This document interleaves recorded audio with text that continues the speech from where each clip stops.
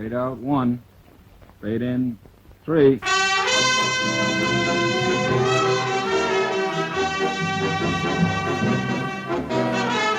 Pizza Flix Television Division presents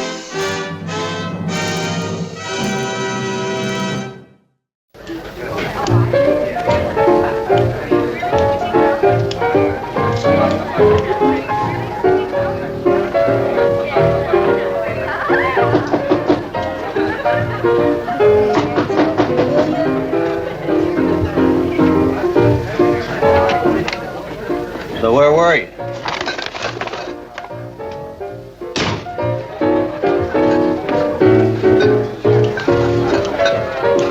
Hey, Marcella, you seen Earl? Huh?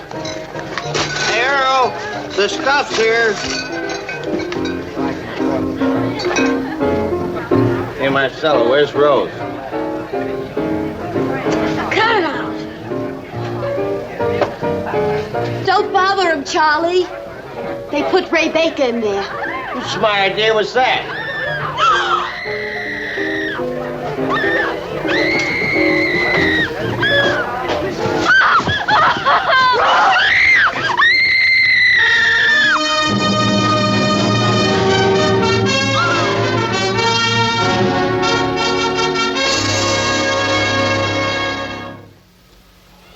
There was never any lack of adjectives in describing the 20s.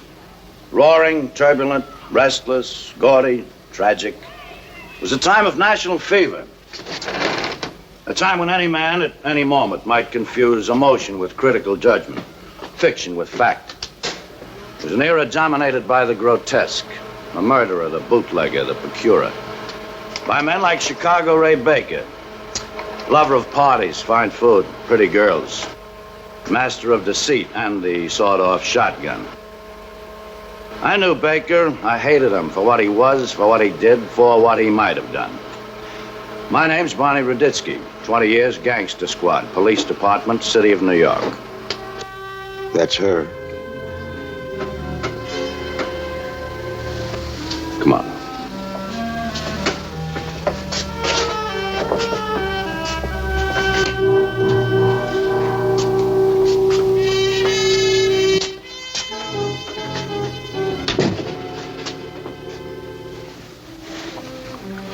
Like you can't catch your breath. Yeah, well, just take your time, Lorna. Take your time. And the things you remember. She was such a fat little baby. She had a little gold ring. I wonder if I still got that. How am I going to tell her mother? Did Rose say who all was going to be at the party? Well, all the girls in the show. Earl Coleman. He was giving the party. Charlie Trout. Somebody named Sage, I don't know. What about Ray Baker? No. She wouldn't have gone if he was going to be there. She used to say to me, Daddy, I'm afraid of that fellow. She was from Chicago, friend of Mr. Capone's. He was always after her. She hated him. Barney, how am I going to tell her mother? Well, would you like me to do that, Lou? No. I'd better. For Rose Griffith, the party ended at 13 minutes past 1. For everybody else, it was a long night, a chilly morning.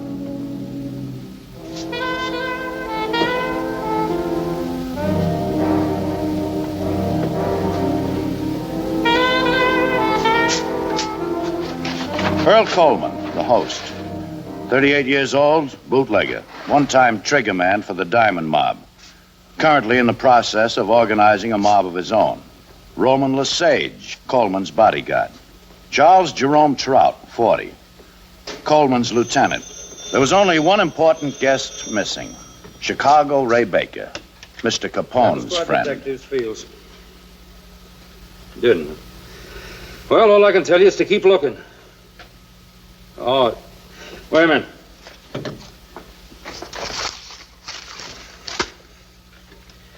It's Ray Baker alias Ray Davis alias George Davis alias Ray George. Yeah, I'll be here. Thanks, Marcel. Coleman.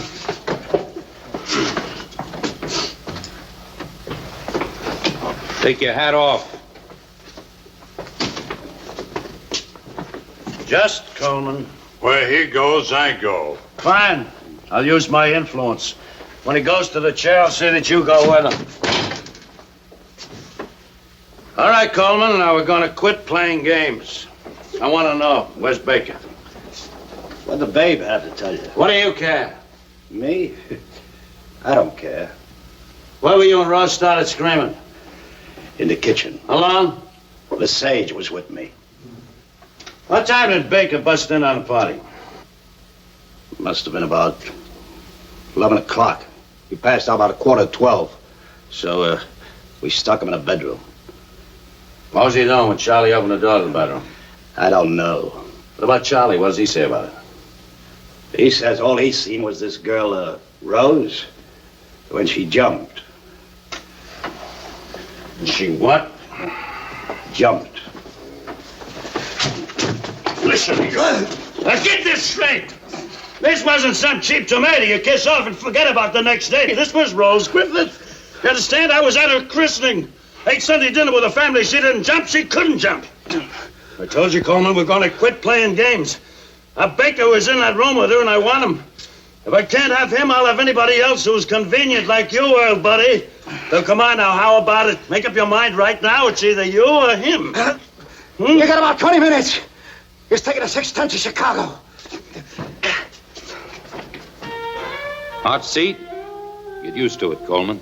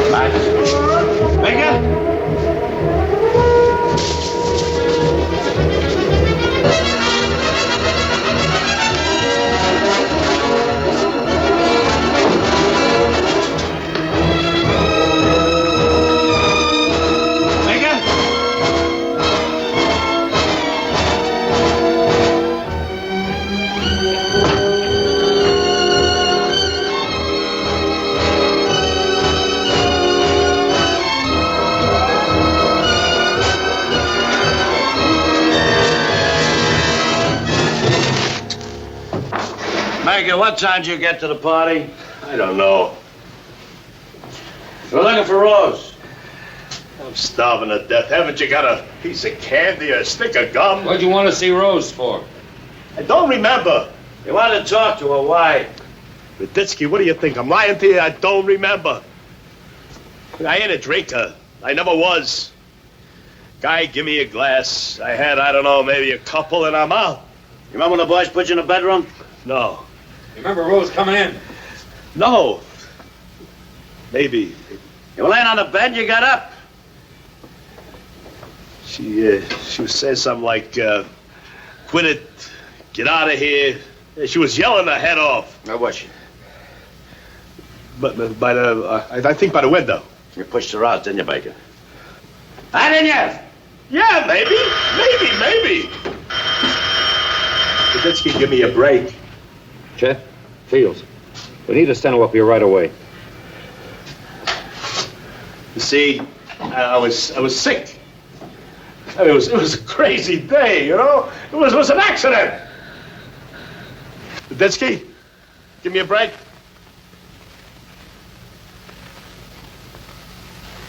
Look, you treat me right, I treat you guys right, huh? You want to know why Al sent me out east? I'll tell you why. Fine, you tell me. Well, he's thinking of a distributorship. Well, he sent me out here to look over this Coleman. Well, right away, I see it wouldn't work, see? So I call Al. I say, Al, this guy's a real nothing. So Al says, forget it. Wait a minute! Hey, you know, I heard a few things. You know, you guys are gonna have a real war on your hands. You know this Charlie Trout? Well, he ain't happy with Coleman. He don't trust him. He's gonna take over himself.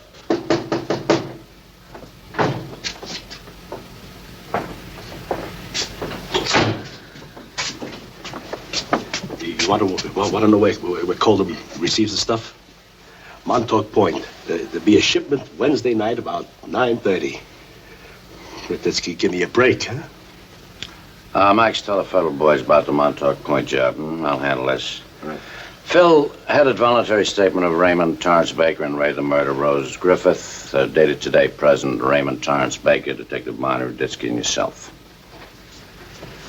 All right, friend, come on, let's go. Ray Baker confessed on April the 7th, a Monday. On Wednesday, services were conducted for Rose Griffith. Lou, I'm waiting for you in the car. Baker gonna get the chair? I think so. Can I see it? No, you wouldn't want to. Can I see it? No. Come on.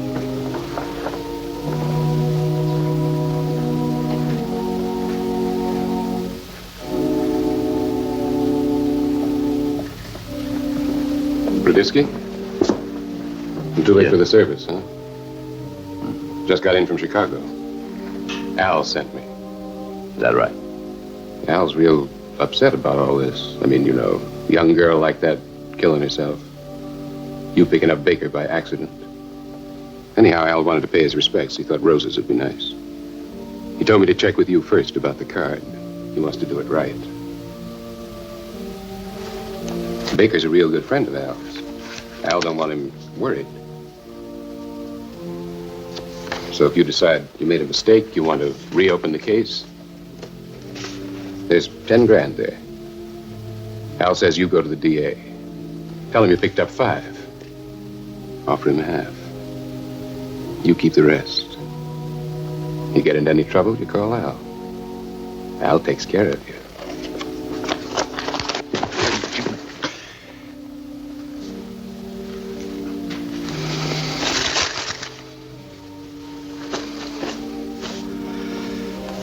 That's your lucky day.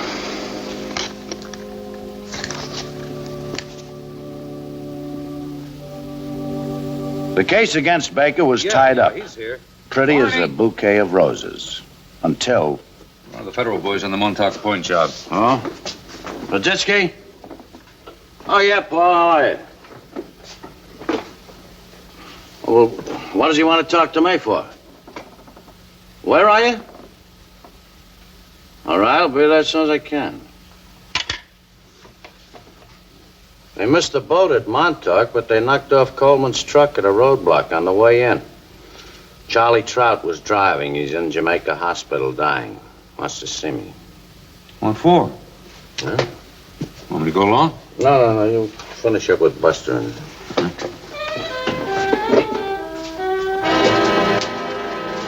Charlie. Barney. Barney Ruditsky, can you hear me? They said you called the shots on this. Who tipped you? Earl? No. Don't give me that. He knew this was my last trip. Ruditsky. Yeah. You want to know who killed Rose Griffith? I already know, Charlie. Ray Baker confessed. No. I seen it. Coleman. Coleman? I come in. She was trying to get away from him. He was holding her half out of the window. He let her go. Then he beat it out of the other door. Everybody thought it was Ray Baker, but he was out blotto. It was Coleman. Ruditsky. He can't get away with a dirty. Charlie? Charlie?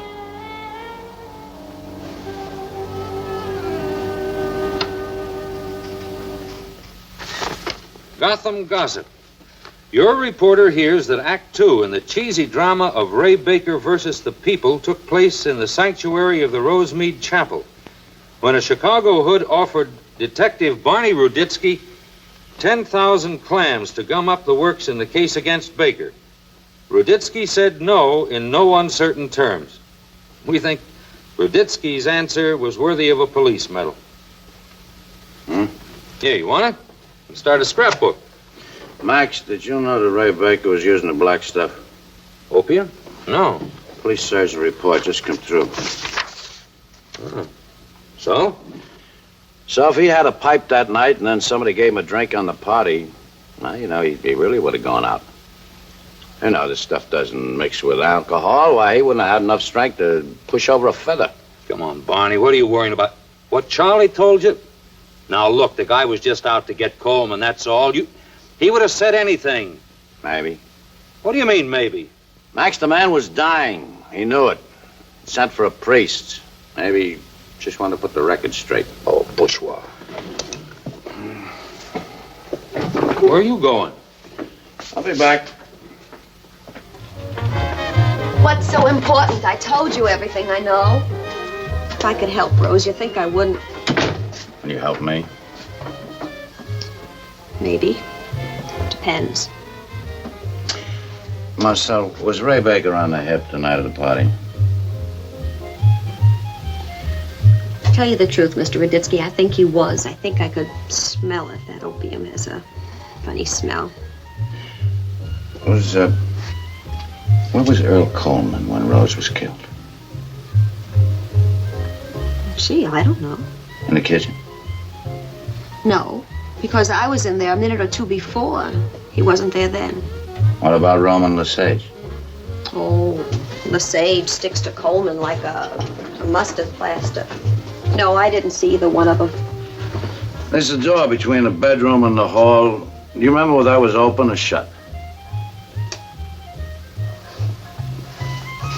That door was open. Yes, open. Ray was on the floor. Boy, was he sick. That crummy rat. Some of the girls said maybe Rose jumped by herself just to get away from him. And I said, what's the difference? Even if he didn't push her, that louse deserves to burn for 1,000 other things. Who cares why he gets it? Just so he gets it. Who cares? Listen, I got a cue, huh? Mm-hmm.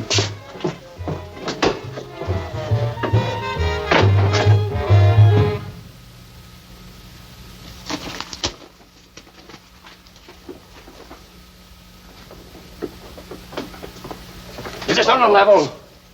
Well, come on, Anthony. You explain. filth! I hope you burn 1,000 years for every bloody dollar you took. Go on, live with your slimy friends. Protect them, be a bodyguard. That's all you're good for. Protect your slimy friends.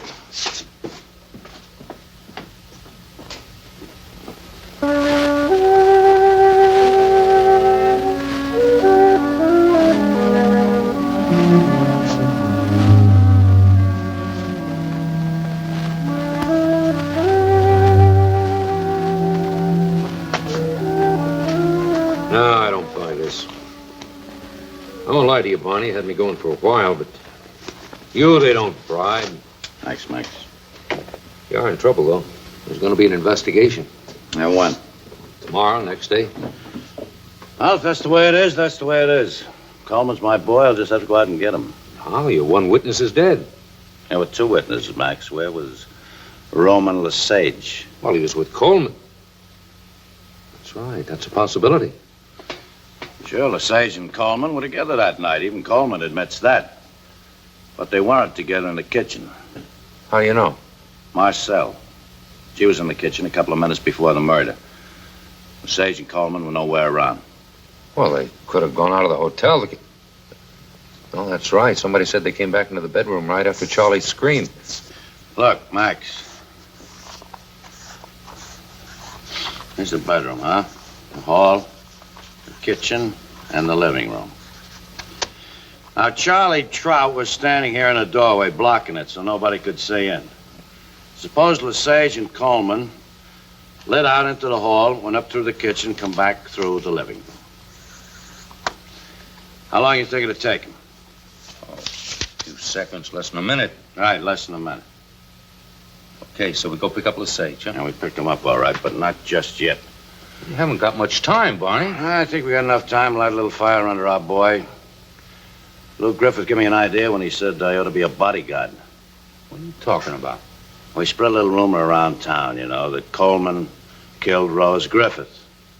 Just the way that Charlie described it to me. We also say that Charlie died before he got a chance to talk to anybody.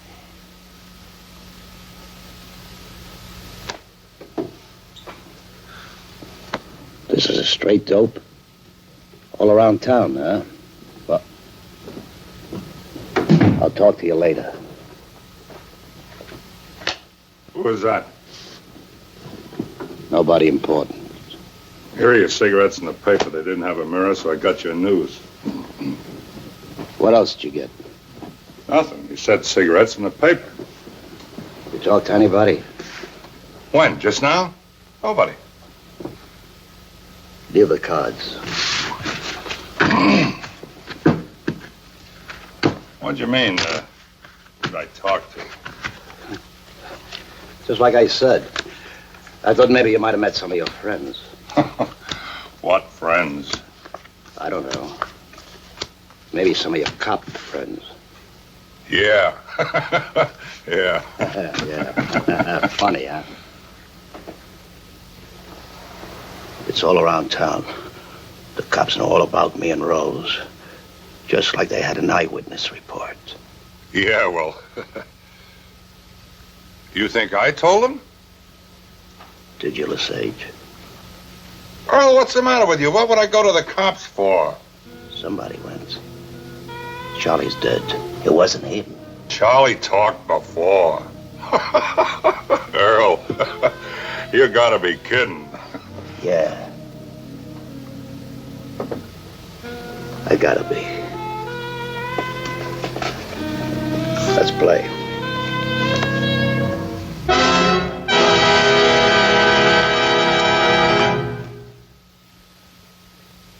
You'll be back pounding a beat for this, Fields. You got no right to pull me in. I want a lawyer. Call one. You can't hold me, Ruditsky. That's right. I know there's a rumor going around town that you and Earl aren't getting along too good these days. The rumor is wrong, Copper. You want a bodyguard? No, I don't want a bodyguard.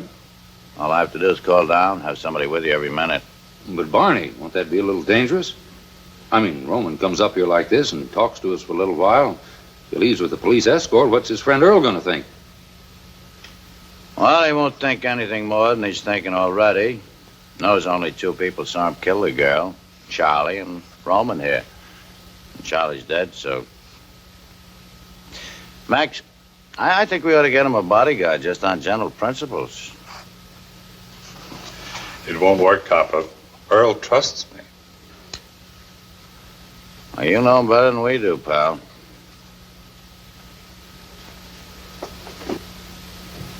Of course, if you were to turn state's evidence, then we could pick Earl up, put him where he couldn't get at you. He wouldn't need a bodyguard.